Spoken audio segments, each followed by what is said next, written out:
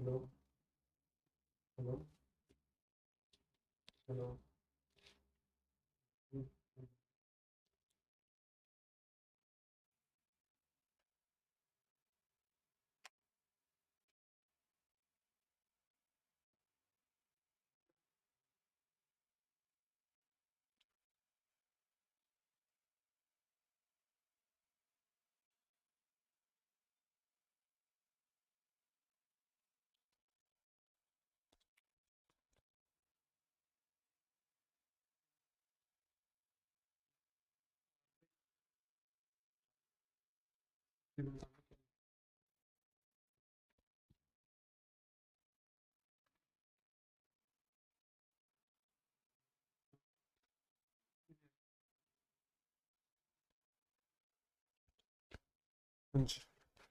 Good evening everyone.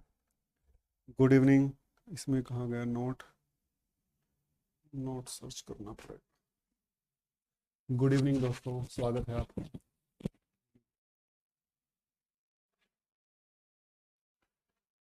देखो, thermodynamics next lecture में आपका स्वागत है।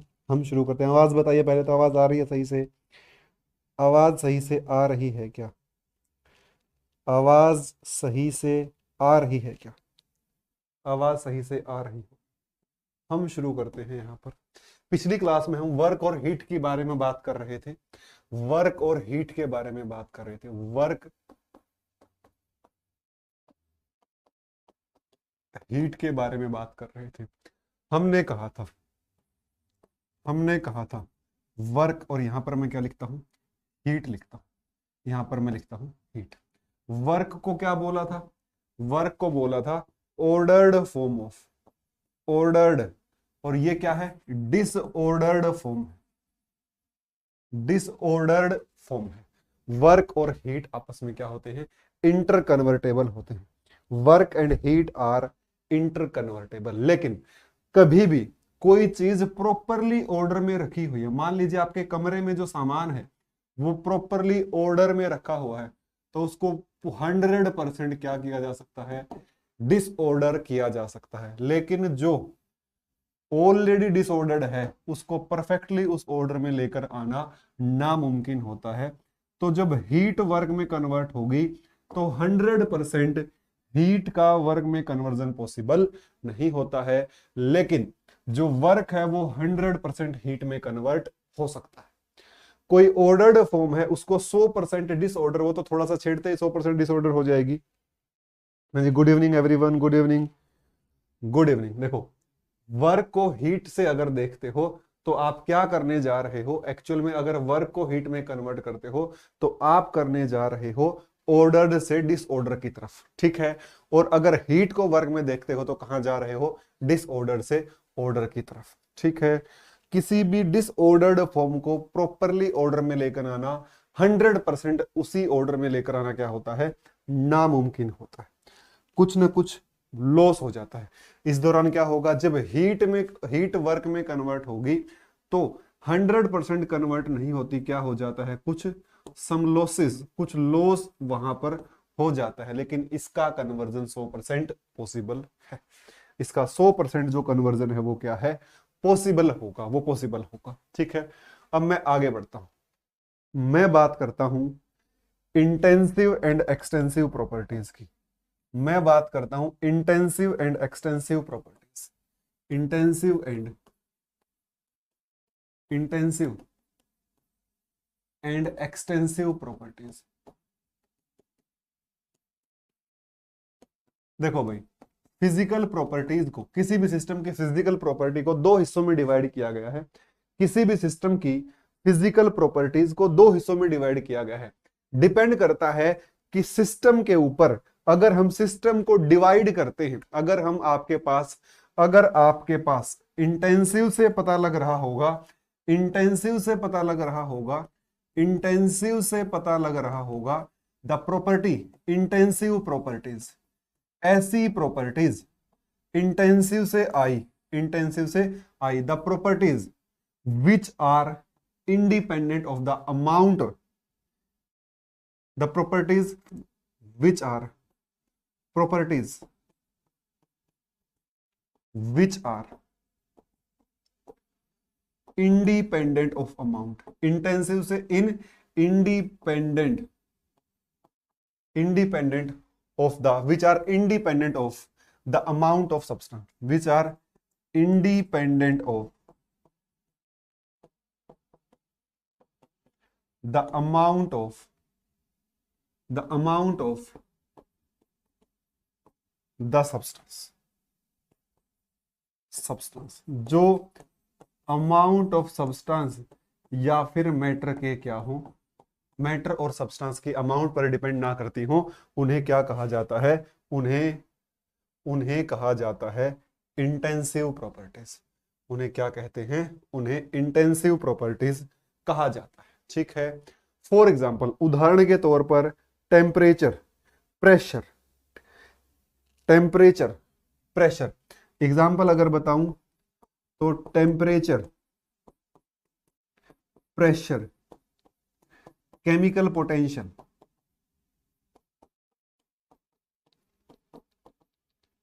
कलर, किसी भी सब्सटेंस का कलर, उसके बाद किसी भी सब्सटेंस में ऑर्डर, किसी भी सब्सटेंस में order, concentration, concentration, density, density, और भी बहुत सारी प्रॉपर्टीज होती हैं। Magnetic permeability, melting point, boiling point, melting point, boiling point, melting point, boiling point, और भी लिख सकता हूं मोलैलिटी, मोलैलिटी, ये सारी प्रॉपर्टी क्या होती हैं, रिफ्रैक्टिव इंडेक्स,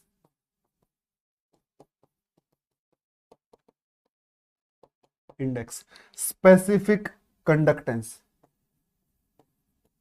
स्पेसिफिक कंडक्टेंस, उसके बाद specific heat capacity, specific heat capacity,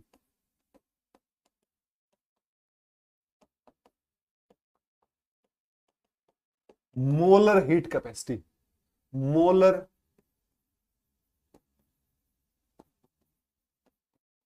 capacity. ठीक है, उसके बाद आपका specific rotation, specific, specific rotation, किसी भी प्रॉपर्टी के आगे अगर स्पेसिफिक वर्ड आ गया तो वो कैसी है, वो आपकी इंटेंसिव प्रॉपर्टी है, या फिर स्पेसिफिक, स्पेसिफिक वॉल्यूम कह दो, या फिर कह दो आप इसको surface tension, surface, standard electrode potential, ये सारी ही प्रॉपर्टी, स्टैंडर्ड इलेक्ट्रोड पोटेंशियल, ये भी क्या है, आपकी इंटेंसिव प्रॉपर्टी है। उसके बाद thermal conductivity, thermal conductivity, thermal conductivity and viscosity, viscosity, surface tension लिख दिया है क्या इसमें, सरफेस टेंशन लिख दिया। ये सारी प्रॉपर्टी क्या होती हैं, all these properties were intensive property. पहचानते कैसे हैं, दीप्ति कौन सा सवाल भाई, कल वाला, कल वाला कौन सा भाई, वो बाद में पूछना यार, क्लास के बीच में नहीं, क्लास के बीच में नहीं, अब कल वाला सवाल उठा के नहीं बैठेंगे, ऐसे तो सिलेबस ही पूरा नहीं होगा, बिल्कुल भी सिलेबस पूरा नहीं होगा, बाद में पूछना जी प्लीज, बाद में पूछिएगा आप, या फिर आप बाद में कॉल कर लेना, मैं बता दूंगा आपको, पर क्लास के बीच में नहीं जी, क्लास के बीच में समस्या हो जाएगी, क्लास के बीच में तो समस्या हो जाएगी बहुत बड़ी। बोलो किसी को डाउट हो इसमें, मैं बता देता हूं पहचाननी कैसे होती है, कैसे पहचाननी होती है, कैसे पहचाननी होती है। देखो भाई, एक बार मैं आपको एक्सटेंसिव प्रॉपर्टी बता देता हूं जो अमाउंट पे डिपेंड करने वाली होती है, extensive properties.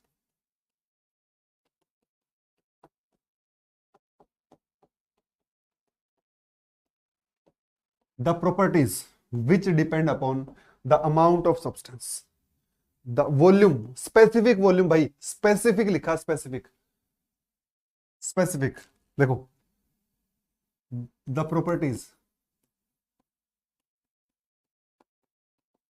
Which depend upon, upon the amount of substance,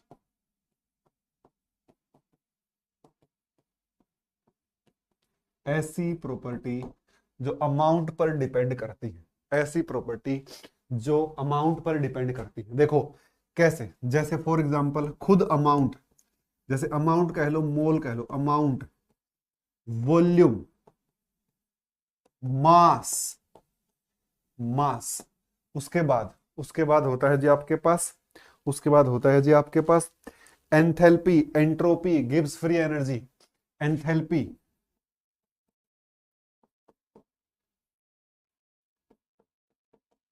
entropy,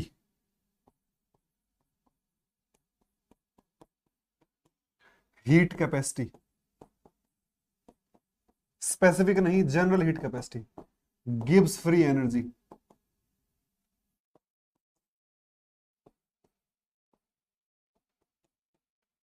internal energy, internal जितने भी थर्मोडायनेमिक फंक्शंस हैं वो नियर अबाउट सारे ही क्या होते हैं आपके, वो सारे ही क्या होते हैं आपके, सारे ही एक्सटेंसिव प्रॉपर्टी की कैटेगरी में आते हैं, सारे ही जितने भी थर्मोडायनेमिक फंक्शंस हैं, वर्क और हीट को छोड़ के, क्योंकि वर्क और हीट सिस्टम की प्रॉपर्टी नहीं। एक और लिख सकते हो हेल्महोल्ट्ज एनर्जी। पेपर में कैसा क्वेश्चन आएगा, पेपर में सीधा पूछा जाएगा कि ये आपकी एक्सटेंसिव प्रॉपर्टी है या नहीं है, या फिर ये आपकी इंटेंसिव प्रॉपर्टी है या नहीं। ठीक है, मास, वॉल्यूम, एंथैल्पी, एंट्रोपी सारी ही चीजें मैंने आपको बता दी है, सारी ही चीजें मैंने आपको बता दी। हाँ बिल्कुल भाई बिल्कुल, बहुत ज्यादा है। याद कैसे होगा, याद कैसे होगा मैं बता देता हूं, कैसे याद होगा, इसका सॉल्यूशन मैं देता हूं। कैसे पहचानोगे कोई प्रॉपर्टी इंटेंसिव है या एक्सटेंसिव है, मैं सबसे पहले बताता हूं आपको। यहां देखो, पूरे के पूरे, मान लीजिए आपके पास एक सिस्टम है, मान लीजिए आपके पास एक सिस्टम है इस तरीके से, ये सिस्टम आपके पास है, ये आपका सिस्टम है, ठीक है, और ये आपका सिस्टम, ठीक है। अब इस सिस्टम की कुछ प्रॉपर्टी होंगी, या फिर इस तरीके से नहीं मानते हो तो दूसरे तरीके से देख लेना। और अब क्या कर दो, आप इस सिस्टम को दो हिस्सों में डिवाइड कर दो, आप इस सिस्टम को दो हिस्सों में क्या कर दो, डिवाइड कर दो।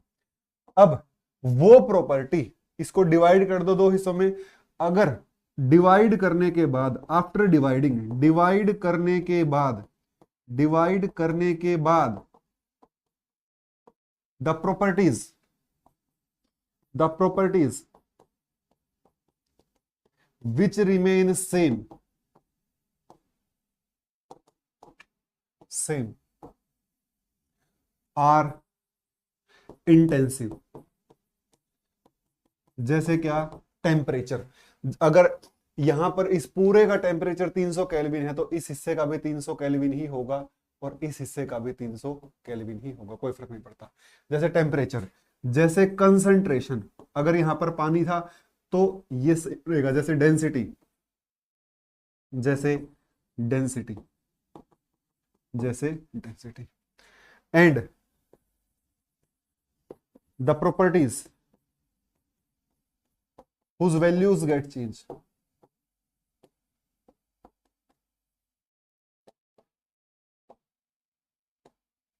are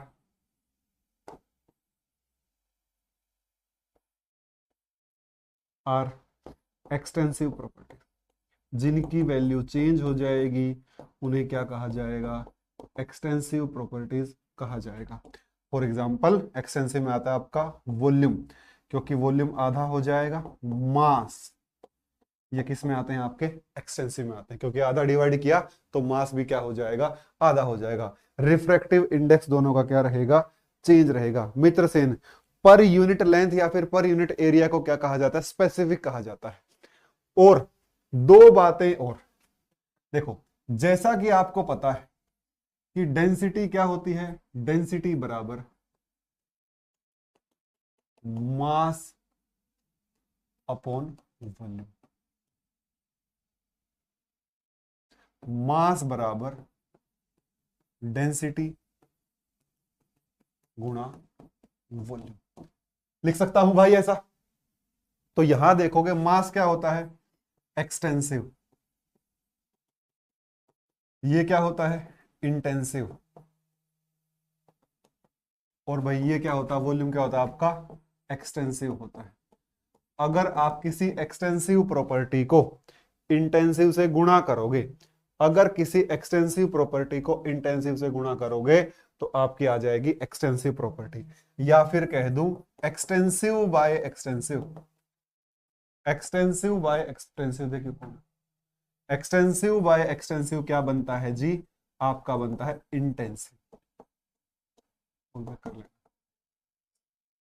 extensive by extensive is intensive, extensive by extensive is intensive.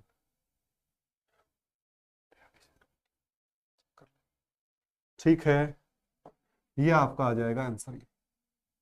ठीक है भाई, ध्यान रखना। और अगर किसी भी प्रॉपर्टी के आगे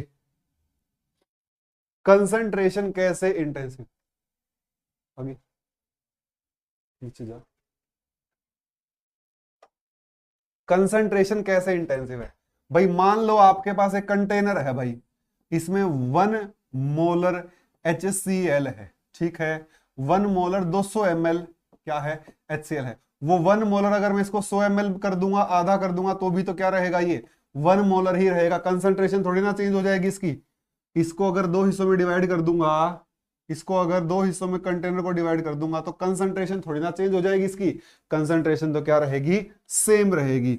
तो कंसंट्रेशन एक इंटेंसिव प्रॉपर्टी है, कंसंट्रेशन एक, अरे भाई specific volume, per unit length volume या फिर per unit area, per unit बोलते हैं। स्पेसिफिक वर्ड कब यूज होता है, स्पेसिफिक वर्ड यूज होता है per unit length, per unit time, per unit, इस तरीके से जब पर यूनिट बात आ जाती है तो ये पर यूनिट ही करता है किसी चीज को, ये किस चीज को पर यूनिट ही करता है। किसी भी प्रॉपर्टी के आगे अगर स्पेसिफिक वर्ड आ जाता है, किसी भी प्रॉपर्टी के आगे अगर स्पेसिफिक वर्ड आ जाता है तो वो क्या होगी, इंटेंसिव होगी। वो क्या होगी दोस्तों, इंटेंसिव प्रॉपर्टी ही कहलाएगी, वो भी आपकी इंटेंसिव प्रॉपर्टी ही कहलाएगी। सही है भाई। तो ये था खेल आपका एक्सटेंसिव और इंटेंसिव का, एक्सटेंसिव और इंटेंसिव का। स्पेसिफिक का मतलब है आप बराबर बराबर हिस्सों को देख रहे हो। ठीक है भाई, सही है।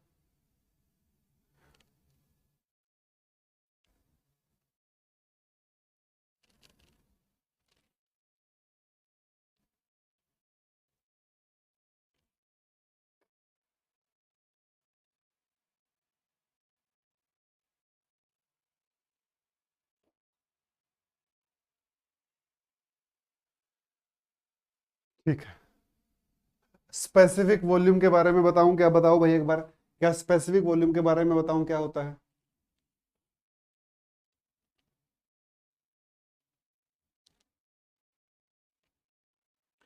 स्पेसिफिक वॉल्यूम होता है कि 1 किलोग्राम सब्सटेंस ने कितना वॉल्यूम ऑक्यूपाई किया है।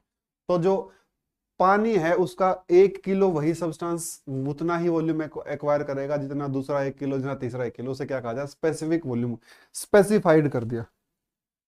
प्रेशर को इंटेंसिव कंसिडर करते हैं शिवानी, वहां वो डिपेंड करना चाहिए। वैसे प्रेशर आप सही कह रहे हो, प्रेशर एक्सटेंसिव भी हो सकता है, इंटेंसिव भी हो सकता है, बट प्रेशर को इंटेंसिव ही कंसिडर करते हैं। एग्जाम में आता है तो आपको इंटेंसिव ही लगाना है, क्योंकि जैसे आप जैसे आप मास बढ़ाओगे तो वॉल्यूम भी बढ़ जाएगी, तो उसी तरीके से वहां पर प्रेशर के ऊपर भी इफेक्ट नहीं पड़ेगा। ठीक है, मेरे ख्याल से क्लियर है। देखो, जो आपका स्पेसिफिक वॉल्यूम है वो जनरली सॉलिड्स के लिए डिफाइन होता है, कभी कभी लिक्विड्स के लिए भी देख लेते हैं। वो होता है जी 1 किलोग्राम सॉलिड ने कितना वॉल्यूम लिया है। भाई दूसरा किलोग्राम भी तो उतना ही वॉल्यूम लेगा, तीसरा किलोग्राम भी तो उतना ही वॉल्यूम लेगा, चौथा किलोग्राम भी तो उतना ही वॉल्यूम लेगा, तो पर किलोग्राम उतनी ही वॉल्यूम लेगा। ठीक है, तो यहां से आप देखोगे भाई, इस तरीके से इसको आप देख सकते हो, इस तरीके से इसको आप देख सकते हो। सही बात है, सही है भाई, बिल्कुल सही है जी। अब आगे बढ़ते हैं, थोड़ा सा और आगे अपने टॉपिक्स की तरफ जाते हैं। मैं यहां पर बात करता हूं आपके सामने कुछ और चीजों की। मैं बात करता हूं essential criteria for a function. हमने बात करी थी ना स्टेट फंक्शन और पाथ फंक्शन की, तो essential criteria for a function to be state function, किसी भी फंक्शन को स्टेट फंक्शन होने के लिए क्या क्या कंडीशन फॉलो करनी पड़ती है। देखो जी, ये रही पहली कंडीशन। सबसे पहली कंडीशन तो अगर वो स्टेट फंक्शन है, अगर वो एक स्टेट फंक्शन है तो उसकी जो वैल्यू है वो इनिशियल और फाइनल पोजीशन पर ही डिपेंड करेगी, पाथ पर डिपेंड नहीं करनी चाहिए, पाथ पर डिपेंड नहीं करनी चाहिए। Value must depend upon, must depend only on initial and final state. Value must depend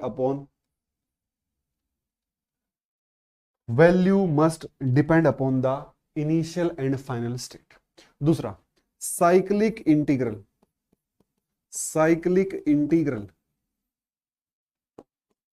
over the whole path must equal to 0. Cyclic integral over the whole path must equal to 0. जो cyclic integral होगा वो पूरे path के around क्या होना चाहिए, 0. अगर z एक स्टेट फंक्शन है, जैसे यहां लिख सकते हो if z is state function, तो मैं क्या कह सकता हूं, integration of dz over a closed path is equal to 0. मतलब जब किसी क्लोज्ड पाथ में की बात होगी, जब आप इनिशियल स्टेट से शुरू होकर घूमकर इनिशियल स्टेट पर ही आ रहे हो, तो अगर फंक्शन स्टेट फंक्शन है तो उसकी प्रॉपर्टी में कोई चेंज होने वाला नहीं प्रज्ञांशु भाई, मास और वॉल्यूम सेम नहीं होता, बिल्कुल नहीं होता जी, नहीं मास और वॉल्यूम सेम नहीं होता, सेम नहीं होता, कभी भी नहीं होता, ठीक है। साइक्लिक इंटीग्रल अगर आप उसको पूरे स्पेस के अराउंड इंटीग्रेट कर देते हो तो क्या आना चाहिए, 0 आना चाहिए। इसके बाद यहां पर function must follow, function must be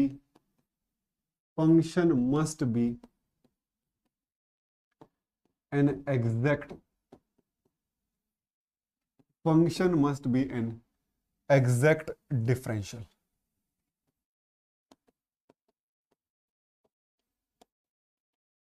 function must be an exact differential. Function क्या होना चाहिए, फंक्शन एक एग्जैक्ट डिफरेंशियल होना चाहिए। Function must be an exact differential. अगर स्टेट फंक्शन होगा तो आपका जो फंक्शन है वो क्या होगा, वो एग्जैक्ट डिफरेंशियल की कैटेगरी में आएगा। कैसे, किसे कहते हैं एग्जैक्ट डिफरेंशियल? अगर z फंक्शन है x और y का, अगर z फंक्शन है x और y का and z is state function और z एक स्टेट फंक्शन भी है, तो क्या लिख सकते हो, तो आप लिख सकते हो dz बराबर curly z by curly x into d x plus curly z by curly y into d y. ऐसा केवल एग्जैक्ट डिफरेंशियल्स को ही लिखा जा सकता है। x की जगह y कांस्टेंट, y की जगह x कांस्टेंट। ये क्यों लिखा गया है, क्योंकि z एक स्टेट फंक्शन है और स्टेट फंक्शन है तो ये एक एग्जैक्ट डिफरेंशियल की कंडीशन होती है। ये क्या होती है, एक एग्जैक्ट डिफरेंशियल की कंडीशन होती है। It is the condition of an exact differential. ये एक एग्जैक्ट डिफरेंशियल की कंडीशन होती है। z अगर एक एग्जैक्ट डिफरेंशियल है, z एक स्टेट फंक्शन है, this implies z is dz in is an exact differential।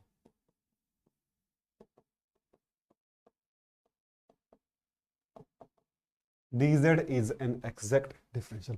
और अगर एग्जैक्ट डिफरेंशियल है तो dz को इस तरीके से लिखा जा सकता है, dz को इस तरीके से लिखा नहीं भाई, नहीं नहीं, वेट तो हम कंसिडर ही नहीं करते प्रियांशु, केमिस्ट्री में वेट की बात नहीं करते।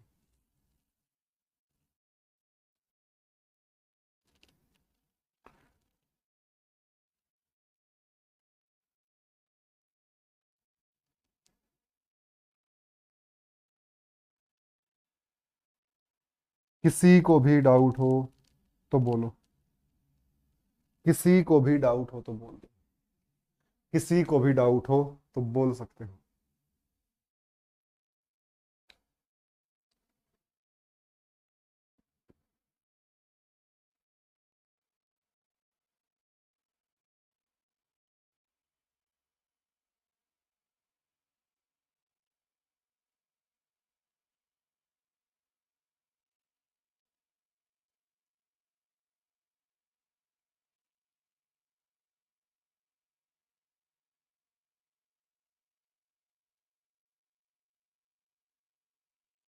एक सेकंड सुनो भाई।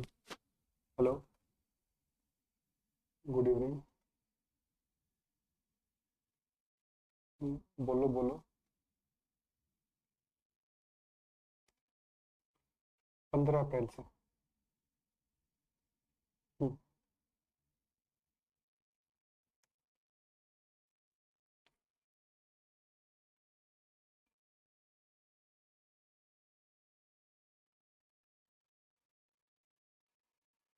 हम्म, मैं एक बार इस बारे में बात करता हूँ, अभी क्लास में हूँ, मैं कॉल करता हूँ तुम्हें क्लास के बाद। ठीक है, ओके। हाँ जी, किसी को डाउट हो यहाँ तक? किसी को भी डाउट हो? वसुधा, आपने शायद पहले क्लास ही नहीं लगाई। जो स्टेट पर डिपेंड करता है, मान लीजिए आप दिल्ली से बिहार जाते हो, आप दिल्ली से बिहार जहाज से गए, आप दिल्ली से बिहार ट्रेन से गए, या फिर आप दिल्ली से बाहर बिहार पैदल गए, बाइक पे गए, गाड़ी में गए, टैक्सी में गए, बस में गए, किसी में गए, वो चीजें जो उस पाथ पर डिपेंड कर रही हैं वो पाथ फंक्शन है। और वो चीज जो डिपेंड कर रही है, आप दिल्ली में आपके पास क्या था और बिहार में आपके पास क्या है, सिर्फ इतना सा लिंक है, तो वो क्या है, आपकी स्टेट प्रॉपर्टी या फिर स्टेट फंक्शन है। और जो चीजें इस ट्रैवलिंग के दौरान होती, जैसे थकान है, थकान क्या है, एक पाथ फंक्शन है। जैसे कभी भी आप जाते हो, अगर आप प्लेन से जाते हो तो बहुत कम टाइम में पहुंच जाओगे, थकान कम होगी। और अगर आप बस से जाते हो तो थकान बहुत ज्यादा हो जाएगी। ट्रेन से जाओगे तो इतना लंबा सफर, थोड़ी सी थकान कम हो जाएगी। जो थकान है वो एक पाथ फंक्शन है, वो क्या है, एक पाथ फंक्शन। ठीक है। और स्टेट फंक्शन क्या हो सकता है? स्टेट फंक्शन क्या हो सकता है भाई? विकास सिंह, मैं आपको बेसिक पढ़ा रहा हूं शुरू में, शुरू में आपको बेसिक पढ़ा रहा हूं। हाँ, सिलेबस में लिख दूंगा, अगर कहोगे तो पूरा सिलेबस मेंशन कर दूंगा, उससे फर्क कुछ नहीं पड़ना। आपको मैं सबसे पहले बेसिक बेसिक पढ़ा रहा हूं, इसके बाद फर्स्ट लॉ के ऊपर ले जाऊंगा। जैसे ही ये खत्म होगी थोड़ी बहुत कहानी, फिर मैं आपको इंटरनल एनर्जी के बारे में बताऊंगा, मैंने आपको वर्क के बारे में, हीट के बारे में, इंटरनल एनर्जी के बारे में और एंथैल्पी के बारे में बताऊंगा। फिर मैं पहुंच जाऊंगा फर्स्ट लॉ ऑफ थर्मोडायनेमिक्स, या फिर कह लीजिए इंटरनल एनर्जी के बारे में बताने के बाद आपको वर्क का पता है, हीट का पता है और इंटरनल एनर्जी का भी पता है, फिर मैं पहुंच जाऊंगा फर्स्ट लॉ के ऊपर।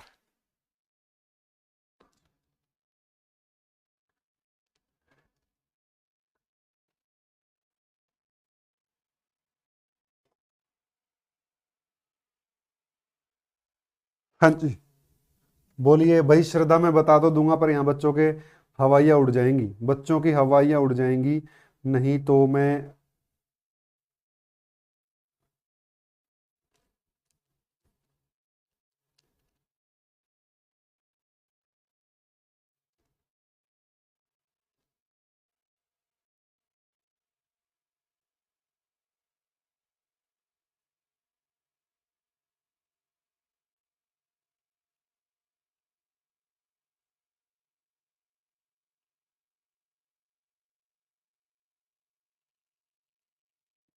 ठीक है, देखो भाई, चलो देखो, आप में से किस किस को पता है कि एग्जैक्ट डिफरेंशियल क्या होता है? कौन कौन जानता है एग्जैक्ट डिफरेंशियल क्या होता है?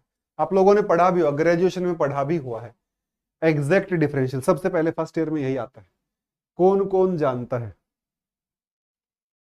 कौन कौन जानता है exact differential? Abhishek Mishra, question यार आपकी डीपीपी में देखो ना आप क्वेश्चंस। डीपीपी किस लिए मिलती हैं आपको? आपको डीपीपी किस लिए मिलती हैं, उन्हें सोल्व करना होता है क्लास देख के।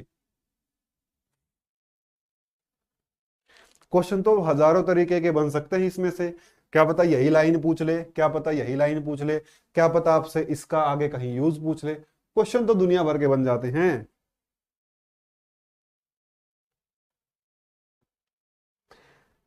क्या आपको एग्जैक्ट डिफरेंशियल का पता है?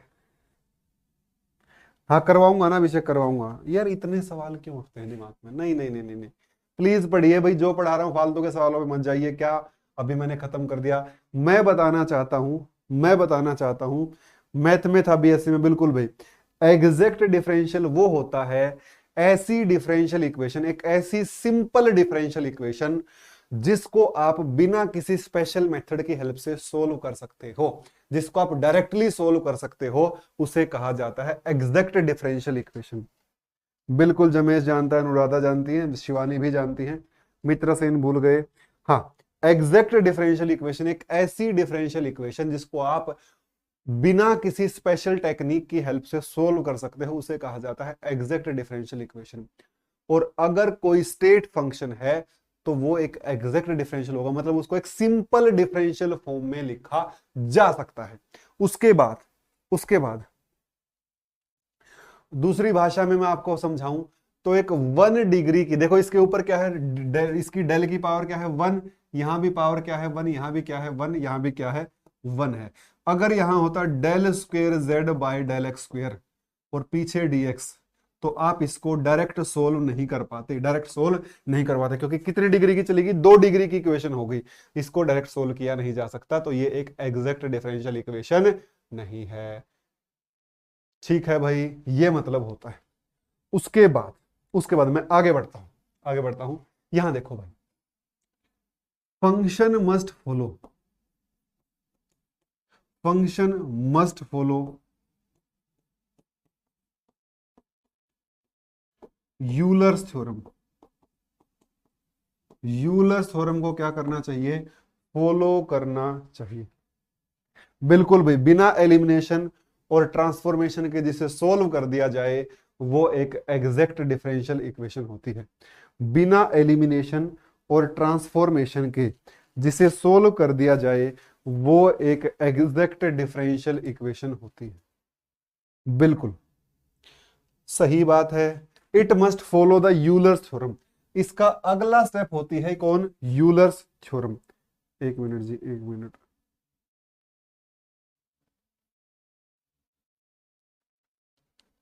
एक बार पानी बोल देता हूं।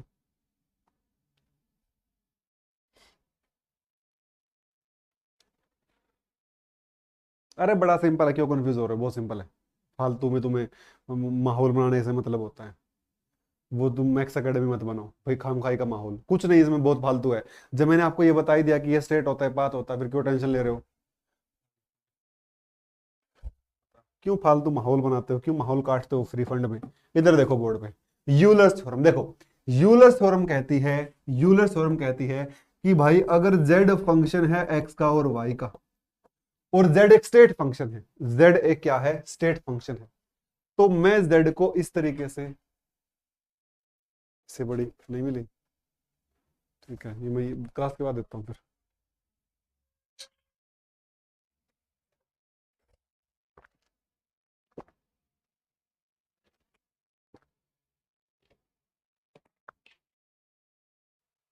देखो भाई, अगर z एक स्टेट फंक्शन है, अगर z फंक्शन x और y का और z एक स्टेट फंक्शन भी है, तो मैं इसको इस तरीके से लिख सकता हूं, dz बराबर curly z by curly x dx, करली z बाय करली y, बीच में प्लस का साइन, और पीछे क्या? dy। यहां y कांस्टेंट और यहां क्या कांस्टेंट? x constant. मैं इसको इस तरीके से लिख सकता। मैं बता रहा हूं आपको यूलर्स थ्योरम क्या कहलाती है, यूलर्स थ्योरम किसे कहा जाता है। ठीक है, देखो भाई, ध्यान से देखो भाई, देखो ध्यान से देखो, इधर देखिए, इधर देखिए, सीक्वेंस में बना दूंगा आपका, हमने क्या क्या पढ़ा, कैसे पढ़ा, मैं आपको सीक्वेंस बता दूंगा, कोई दिक्कत वाली बात नहीं है। देखो भाई, function must follow the Euler's theorem. Function को क्या करना है? यूलर्स थ्योरम को फॉलो करना है। ठीक है, अब मैं आपको बताता हूं डी जेड, हमारे पास है डी जेड बराबर curly Z by curly x d x plus curly Z by curly y d y, यहां एक्स और यहां वाई कांस्टेंट, ठीक है। इसको लिख देता है करली जेड बाय करली एक्स को कहता है एम, करली जेड बाय करली वाई को कहता है, इसको कहता है एन। तो हमारे पास बनता है डी जेड बराबर m into d x plus n into d y. तो ये कहता है अकॉर्डिंग टू यूलर्स थ्योरम,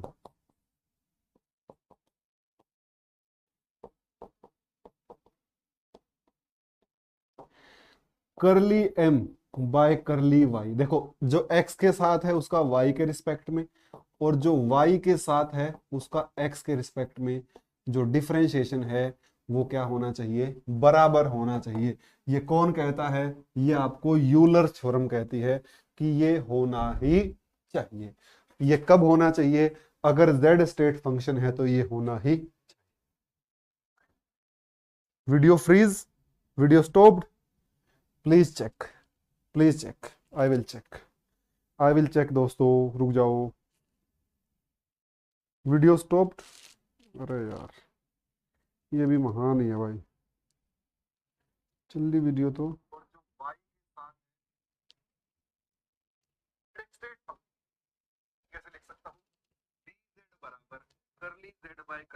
चल रही है भाई क्लास, अच्छा।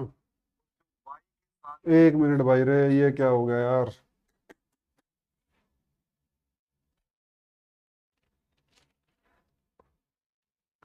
अरे रुको रुको रुको भाई, रुको रुको रुको रुको।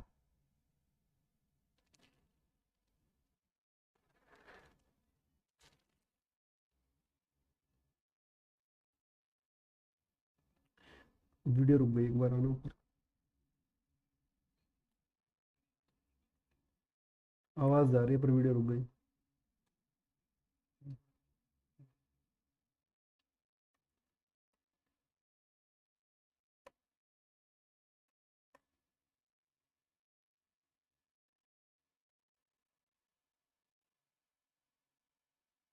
रुको भाई, एक मिनट रुको, एक मिनट रुको, रुको रुको, वेट करो वेट करो। हाँ जी रुकिए रुकिए रुकिए, रुक जाइए एक बार।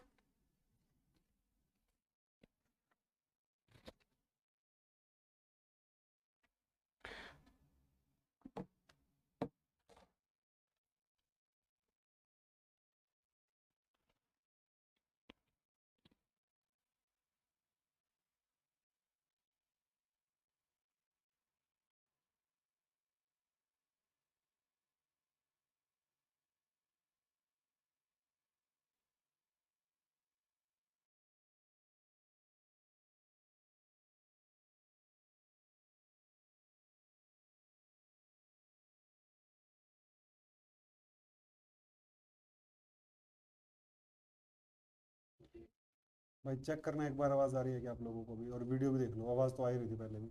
वीडियो भी देख लो भाई एक बार, आ रही है क्या वीडियो। हाँ जी हाँ जी हाँ जी हाँ जी, प्लीज चेक।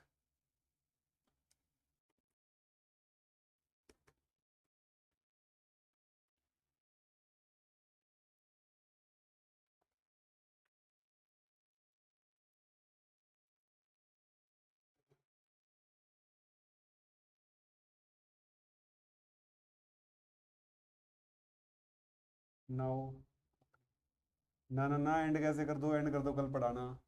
क्यों करो एंड, रुको। ठीक है, ऐसे एंड थोड़ी होता है,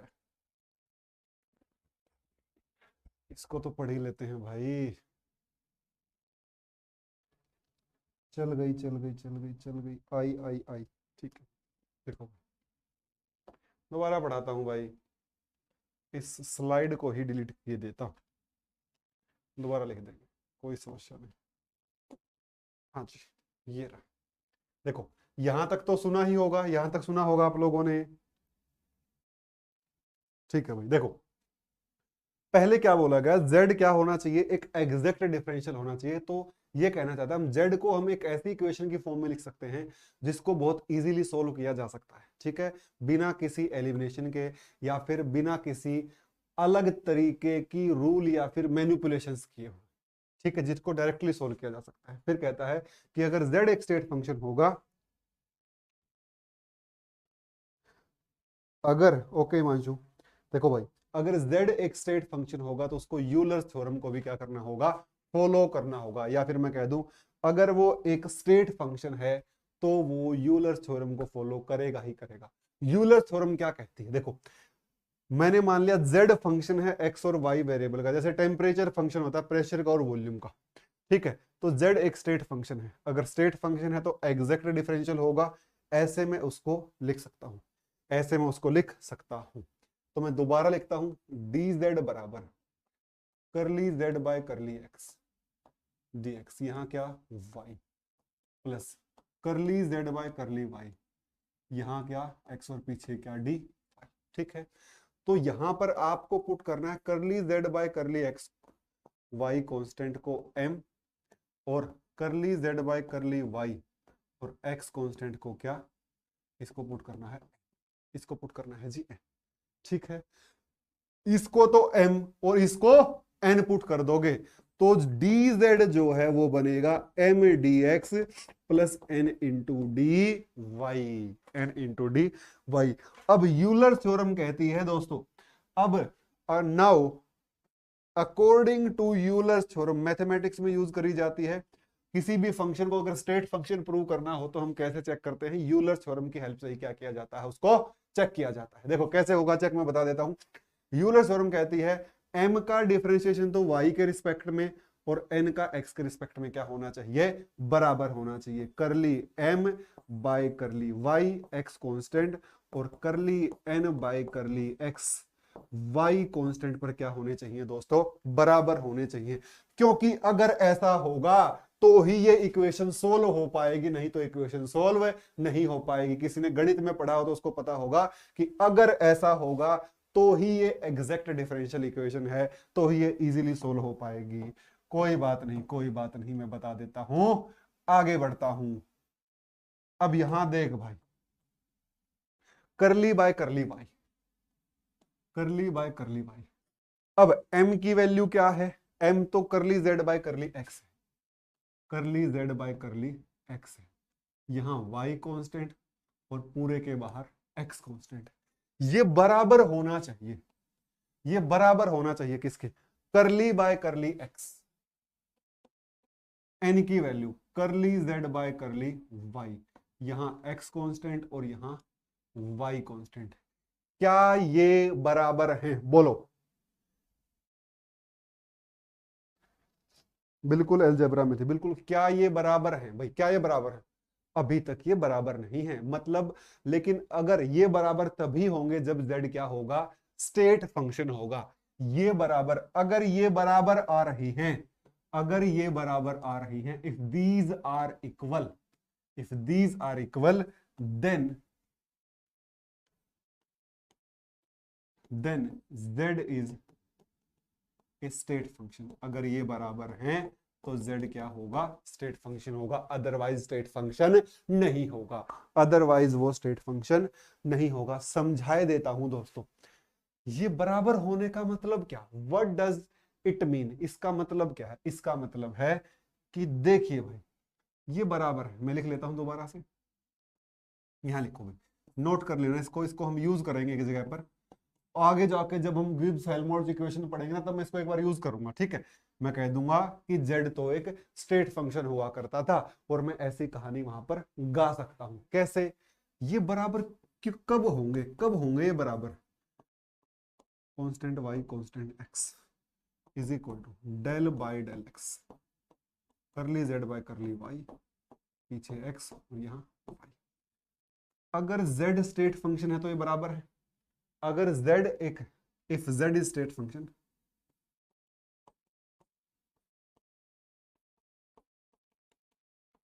तो ऊपर वाली जो कंडीशन है ये वैलिड है, ऊपर वाली कंडीशन वैलिड है। ये कंडीशन वैलिड होने का मतलब क्या, आप है ना इंटरचेंज कर सकते हो इस y को x से और इस x को वाई से। देखो जैसे ही इंटरचेंज करोगे क्या आएगा, जैसे ही इंटरचेंज करोगे क्या बनेगा, देखो क्या कहानी बनेगी। मैं इसी कलर से लिख देता हूं जिससे इंटरचेंज किया है। यहां तो आ जाएगा एक्स करली बाय करली एक्स, और यहाँ curly Z by curly y, यहाँ एक्स और यहाँ वाई। इस तरीके की कहानी। सामने क्या आ जाएगा, सामने आ जाएगा करली बाय करली एक्स। ये तो एज इट इज, इनमें तो कोई फर्क नहीं पड़ना। करली जेड बाय करली वाई, यहाँ क्या आ जाएगा आपका एक्स, और बाहर क्या आ जाएगा वाई। देखो दोनों क्या आ गए, बराबर आ गए। स्ट्रेट फंक्शन था तो दोनों क्या आ गए भाई, बराबर आ गए। ऐसा भी कर सकते हो, क्या मैं इन दोनों को भी इंटरचेंज कर सकता हूँ? हाँ जी, इन दोनों को भी इंटरचेंज कर लो, कोई फर्क नहीं पड़ता, कोई फर्क नहीं पड़ता। इंटरचेंज क्यों हो रहे हैं? क्योंकि z क्या है, एक स्टेट फंक्शन है। अगर z स्टेट फंक्शन नहीं होता तो ये डेरिवेटिव इंटरचेंज नहीं होते। इधर की साइड क्या है, इधर की साइड करली y है, और curly z by curly x है। y कांस्टेंट, यहाँ x constant, this become equal to y यहाँ आ जाएगा, y यहाँ आ जाएगा, और भाई करली z बाय करली x हो जाएगा। यहाँ y कांस्टेंट और यहाँ x कांस्टेंट, ये दोनों फिर से क्या हो जाएंगे, बराबर हो जाएंगे। ये दोनों फिर से क्या हो जाएंगे, बराबर हो जाएंगे। बोलो भाई, अभी भी किसी को डाउट है क्या? लेकिन ये कब पॉसिबल होगा, जब z एक स्टेट फंक्शन होगा। जब z क्या होगा, एक स्टेट फंक्शन होगा। ये तभी पॉसिबल होगा जब z एक स्टेट फंक्शन होगा। अगर z एक स्टेट फंक्शन नहीं होगा तो इन दोनों को, इसको इससे और इसको इससे इंटरचेंज नहीं किया जा सकता, और ये बराबर भी नहीं होंगे। अगर z एक स्टेट फंक्शन नहीं होगा तो ना तो ये इंटरचेंज हो सकते, ना ही ये इंटरचेंज हो सकते। तो क्या होगा भाई, तो हम इनको बराबर नहीं कहेंगे, इनको बराबर नहीं कहेंगे। क्या मेरी बात पे किसी को अभी भी डाउट बचता है?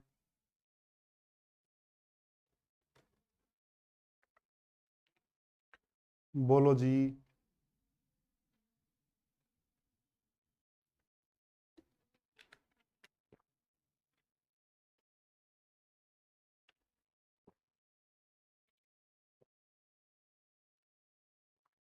विज्ञानशु, सीधा डायरेक्ट इसी इक्वेशन से, डायरेक्ट इनसे इक्वेशन से पूछा जाता है,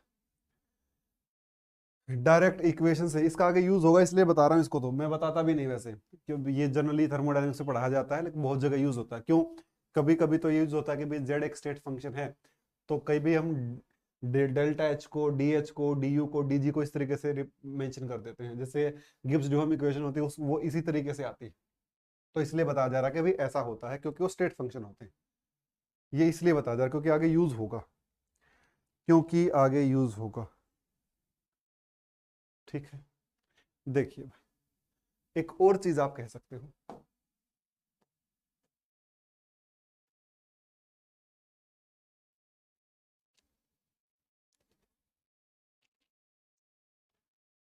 इसको ऐसा भी कह सकते हो, इसको ऐसा भी कह सकते हो, इसको इस तरीके से लिख सकते हो, करली स्क्वायर जेड, बीच में लिख देना करली स्क्वायर जेड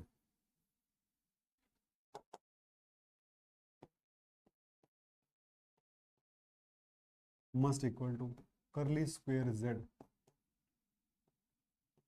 ये कब होगा, केवल तब होगा जब जेड क्या होगा, स्टेट फंक्शन होगा। ये तभी लिखा जा सकता है जब जेड क्या होगा, स्टेट फंक्शन होगा। मैं सीधा जाता हूं यहां से, अगर जेड एक स्टेट फंक्शन है तो curly Z by curly X, curly square Z by curly X into curly Y is equal to curly square Z by curly Y into curly X बराबर होंगे, ऐसा हो जाएगा।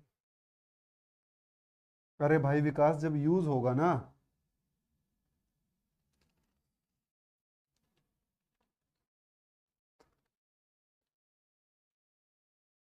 हाँ एग्जांपल लेकर बताता हूँ जी। अरे भाई बसुधा, आप पिछली क्लास देख, आपने पिछली क्लास देखी नहीं है, पिछली क्लास देखी आप पहले? आपने पिछली कक्षा ही नहीं देखी थर्मो की? क्या आपने पिछली क्लासेस देखी हैं? नहीं देखी। स्टेट फंक्शन मैंने बता रखे हैं, केवल वर्क, हीट और हीट कैपेसिटी ही पाथ फंक्शन होते हैं, बाकी पूरी थर्मो में सारे फंक्शन स्टेट फंक्शन होते हैं। यूज कैसे करेंगे, यूज कैसे करेंगे, यूज करेंगे जी ऐसे, यूज करेंगे जी ऐसे। फॉर एग्जाम्पल, मुझे प्रूव करना है, लेट लेट लेट वॉल्यूम को क्या प्रूव करता हूं, वॉल्यूम एक स्टेट फंक्शन है, इस बात को मैं प्रूव करता हूं। ठीक है, आइडियल गैस का एग्जांपल लेकर, आइडियल गैस की हेल्प से, आइडियल गैस की हेल्प से मैं प्रूव करता हूं कि वॉल्यूम क्या है, एक स्टेट फंक्शन है। देखो भाई, हम सबको पता है कि वॉल्यूम फंक्शन है किसका, टेम्परेचर का और अगर वॉल्यूम स्टेट फंक्शन है तो वॉल्यूम का होगा, वॉल्यूम क्या होगा, एग्जैक्ट डिफरेंशियल होगा। कैसे होगा, मैं लिख सकता हूं dv बराबर करली v bye curly t dt plus करली v बाय करली p और पीछे क्या dp। यहां पर टेम्परेचर कांस्टेंट और यहां पर प्रेशर कांस्टेंट, ठीक है। अब इसके बाद ये क्या कहता है, क्या होना चाहिए, क्या होना चाहिए भाई, क्या होना चाहिए, if v is state function, ठीक है, ये m है, ये m है, dv बराबर m dt plus n dp। अगर v को स्टेट फंक्शन होना है, v to be state function,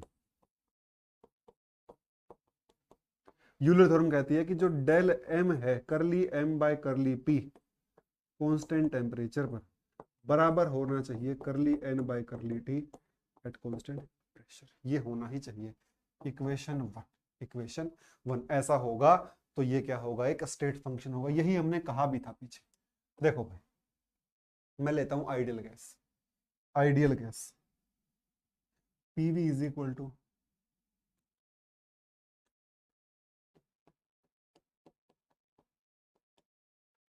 ठीक है, तो यहां से del we by del T क्या आ जाएगा और del we by del P क्या आ जाएगा। देखो del we by del T, देखो यहां से देखो v is equal to R T by P, तो del v by del T constant pressure is equal to R by P, equation number 2।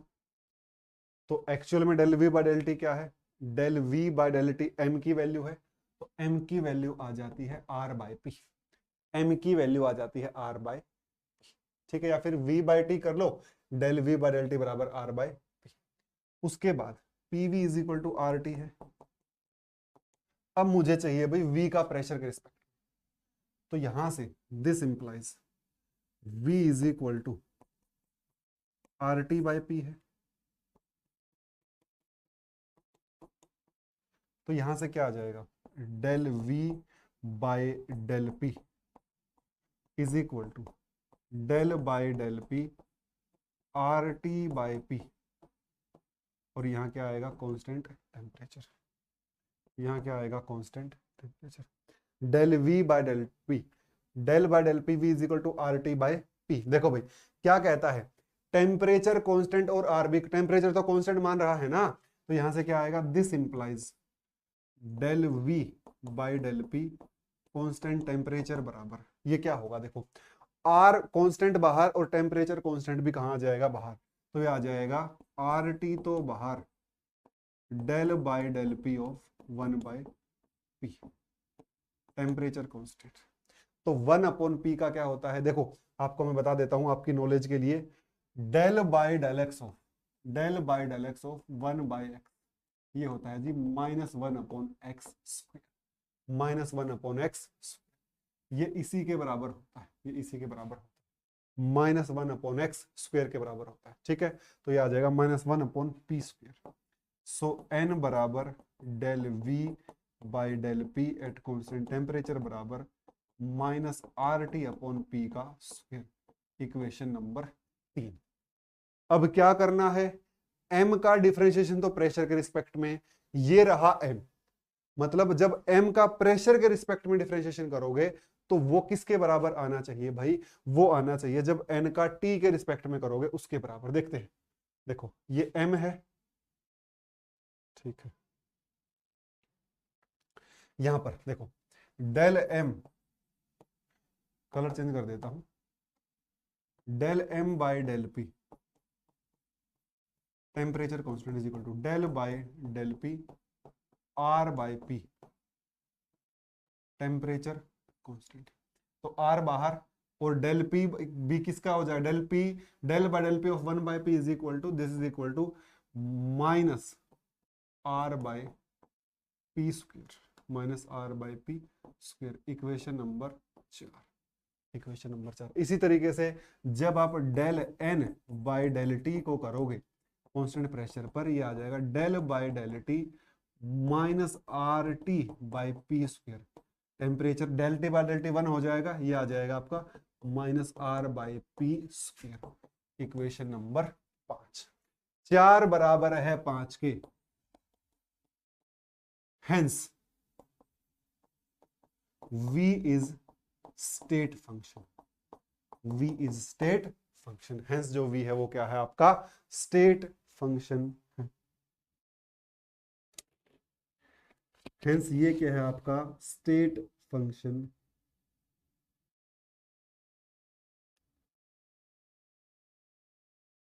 अच्छा श्रद्धा, आप ये बोल रहे हो खान मोहम्मद आलम, मैंने एग्जांपल दे दिया है, तो इस तरीके से आप प्रूव कर सकते हो कि ये स्टेट फंक्शन है, जो वॉल्यूम है वो क्या है स्टेट फंक्शन है। मैंने यहां पर प्रूव किया है, मैंने यहां पर क्या किया है प्रूव।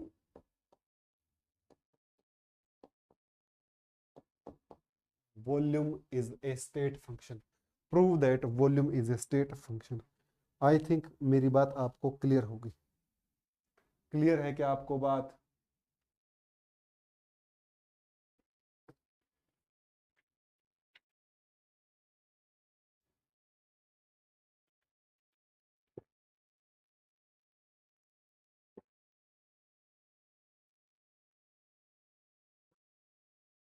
दीप्ति यादव एक बार रिपीट रिपीट करो इसको।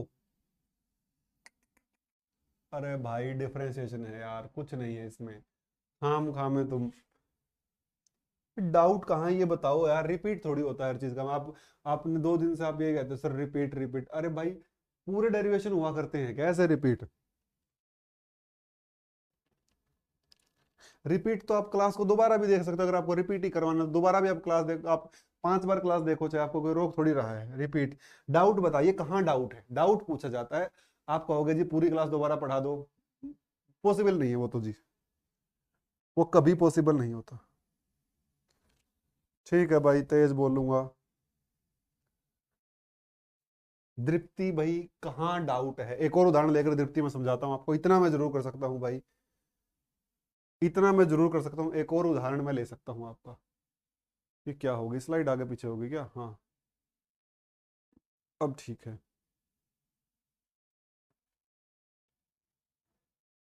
देखो भाई, जैसे मैं कहता हूं कि लेट अस प्रूव टेम्परेचर को स्टेट फंक्शन, प्रूव करते हैं, प्रूव इट, प्रूव करते हैं। हम मानेंगे आइडियल गैस। भैया मैंने आपको बताया है ना भाई, मैं बताऊंगा ना, आपको पता नहीं करना, मैं बताऊंगा कौन किसका फंक्शन है, ये मैं बताऊंगा। टेम्परेचर फंक्शन होती है, ये सारे एक दूसरे के ही फंक्शन होते हैं। टेम्परेचर प्रेशर वॉल्यूम का, प्रेशर वॉल्यूम टेम्परेचर का, वॉल्यूम टेम्परेचर और प्रेशर का। टेम्परेचर जो है फंक्शन है प्रेशर का और वॉल्यूम का। टेम्परेचर जो है वो फंक्शन है प्रेशर का और वॉल्यूम का। ठीक है, देखो मैं लिख सकता हूं, अगर इसको स्टेट फंक्शन होना है तो del t curly t by curly p d p plus curly t by curly v d v. यहां पर temperature constant, sorry volume constant, और यहां पर प्रेशर कांस्टेंट। ठीक है, तो इसको कह दूंगा m, इसको कह दूंगा m, जो क्या आएगा m आएगा आपका del T by del P constant volume, n आएगा आपका del T by del we constant pressure. ठीक है, तो अगर टेम्परेचर को स्टेट फंक्शन होना है, अगर टेम्परेचर को स्टेट फंक्शन होना है तो करली m, m का v के रिस्पेक्ट में, m का v के रिस्पेक्ट में, तो मैं लिख सकता हूं यहां पर dt बराबर m d p plus n d we.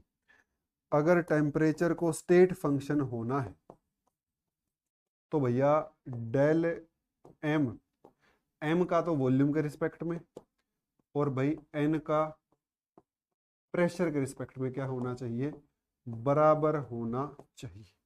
ये होना चाहिए, इक्वेशन नंबर 1 है आपकी। ठीक है, देखो भाई,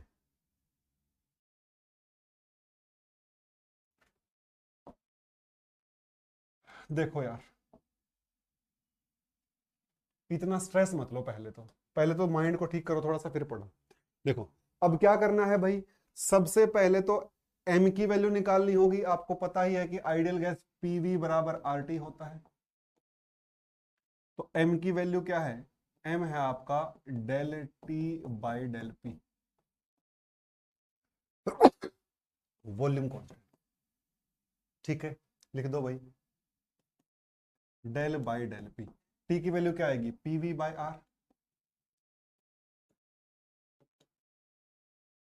वॉल्यूम कांस्टेंट। देखो भाई यही आएगा। अरे टी क्या है, टी आपका पीवी बाय आर है, तो टी की वैल्यू रख दी यहां पर। अब वॉल्यूम कांस्टेंट और आर भी कांस्टेंट, तो वही वी बाय आर बाहर आ जाएगा। अंदर क्या बचा, del P by del P, और this implies V by R. आगे क्या कहता है, एम का वॉल्यूम के रिस्पेक्ट में, तो यहां पर क्या आ जाएगा, यहां पर आ जाएगा now del M by del v at constant pressure. ये आ जाएगा del M by del we constant pressure is equal to 1 by r d v, del we by del v, curly v by curly v क्या हो जाएगा, 1 हो जाएगा। ठीक है, आगे बात करते हैं थोड़ा सा और। देखो, अब जैसे यहां पर पीवी बराबर आर टी, एन की वैल्यू क्या होगी, एन की वैल्यू है जी del T by del V is equal to del by del V. Temperature की वैल्यू यहां भी निकाली थी, यहां भी, यहां क्या थी टेम्परेचर की वैल्यू भाई, यहां टेम्परेचर की वैल्यू थी आपके पास पीवी बाय आर, तो यहां भी क्या, और प्रेशर क्या, कांस्टेंट। देखो दोस्तों, प्रेशर भी कांस्टेंट और आर भी कांस्टेंट, दोनों कहां आ जाएंगे बाहर, एन बराबर प्रेशर और आर बाहर del we by del v, pressure constant. This implies n बराबर पी बाय, और एन का किसके रिस्पेक्ट में करना है, प्रेशर के रिस्पेक्ट में। Now this implies del N by del P constant volume, del by del p p by r, और कांस्टेंट वॉल्यूम। ठीक है, यही बनेगा जी आपके पास, यही बनेगा जी आपके पास। तो del p del by del p 1, तो del N by del P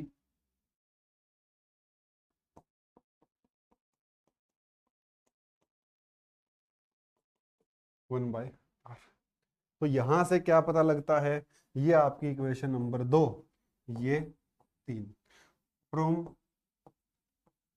2 and 3 del M by del we constant pressure बराबर del N by del P constant volume बराबर 1/r। Hence temperature is state function. इसका मतलब temperature क्या है भाई, state function है। Temperature क्या है आपका, state function. Very good Anuradha.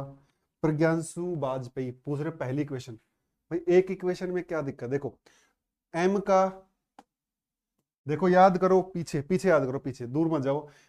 M का वाई के रिस्पेक्ट में और एन का एक्स के रिस्पेक्ट में, तो यहां पर क्या होगा, एम का तो वी के रिस्पेक्ट में बराबर होना चाहिए जब एन का पी के रिस्पेक्ट में करोगे तो, जब एन का पी के रिस्पेक्ट में करोगे तो ऐसा होना ही चाहिए।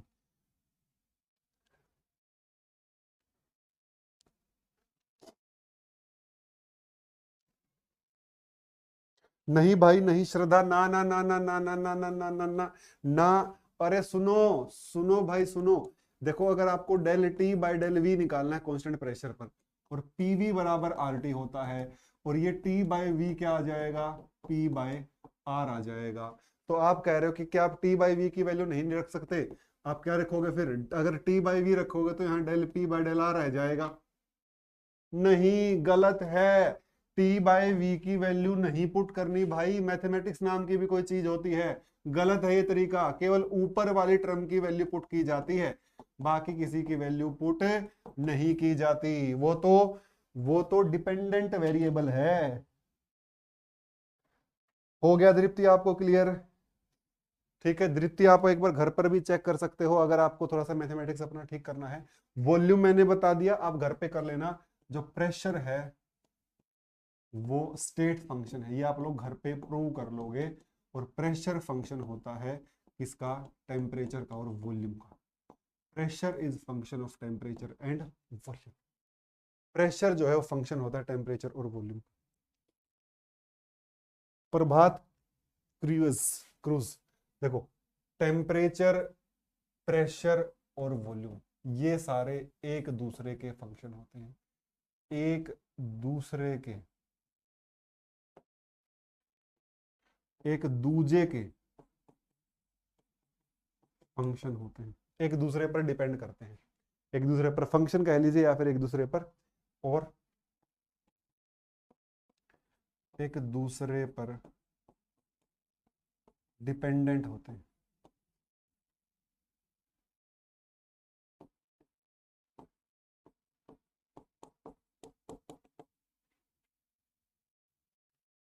समझ में आया? अरे मैं बताऊंगा ना यार, कौन किसका फंक्शन है, कौन किसकी मम्मी, कौन किसके पापा, और किसके दो बच्चे हैं, कौन से दो बच्चे हैं, ये मैं बताऊंगा आपको। टेंशन मत।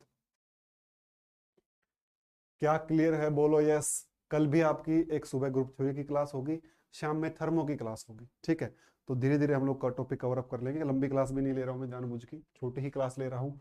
बहुत कम पढ़ा रहा हूँ मैं आपको। देखो 8 स्लाइड ही होती हैं रोज, ये 8वीं तो हमें फालतू बना दी मैंने, 7 ही हुई है, ठीक है? तो प्लीज थोड़ा सा मन लगाकर पढ़िए, ध्यान से पढ़िए, अच्छे से पढ़िए, ठीक है?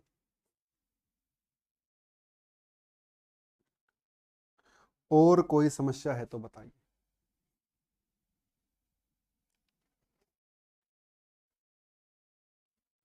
और कोई समस्या है तो बताइए। ठीक है भाई, ठीक है, ठीक है, ठीक है। अरे टेंशन मत लो भाई, आराम से क्वेश्चन अटेम्प्ट होगा। टेंशन ना लो इतनी यार, टेंशन लोगे तो फिर क्वेश्चन अटेम्प्ट नहीं होते हैं। टेंशन ना लो,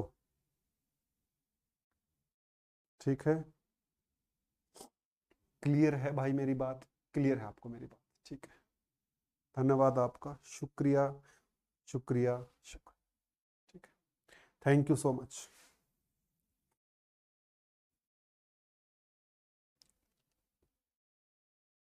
थैंक यू सो मच, मिलते हैं अगली क्लास में आपसे। आज हमने ज़्यादा कुछ पढ़ा नहीं है वैसे, स्टेट फंक्शन की प्रॉपर्टी देखी है और एक्सटेंसिव इंटेंसिव, ये दो ही चीज़ें पढ़ी और कुछ नहीं पढ़ा है।